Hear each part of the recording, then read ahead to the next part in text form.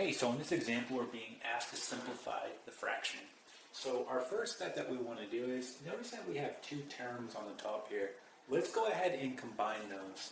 And I know that 1 minus an eighth is going to give me 7/8.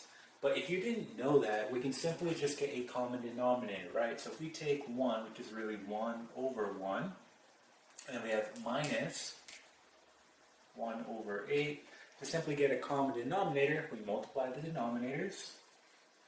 And then we say to ourselves, what do we multiply this by in order to get 8? We multiply by 8. So 8 times 1 is 8. Again, what do we multiply this by in order to get 8? Well, we multiply by 1. So 1 times 1 is 1, so we have minus 1. This is going to give us 7 over 8. Okay, so we can go ahead and rewrite what we have here. So let's go ahead and do that.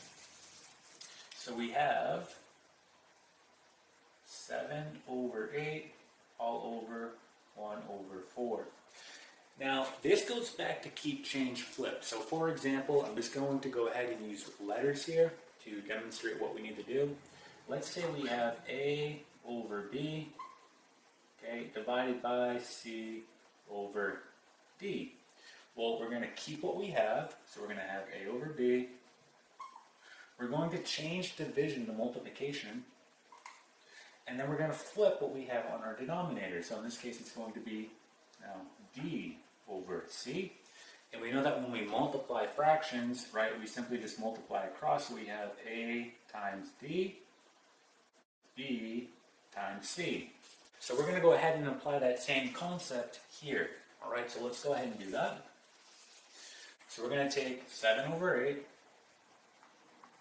We're going to change this to multiplication, and then we're going to flip. So it's now 4 over 1. Okay? And doing this out, we're going to get 28 all over 8. Now, you can do it as an improper fraction, okay? Or we can write it as a mixed number. So we know that 8 is going to go into 28 3 times. There'll be 4 left over, and then just over 8. And then we can reduce this, which is going to be 3 1/2. Okay? So there it is. All right, and that is it.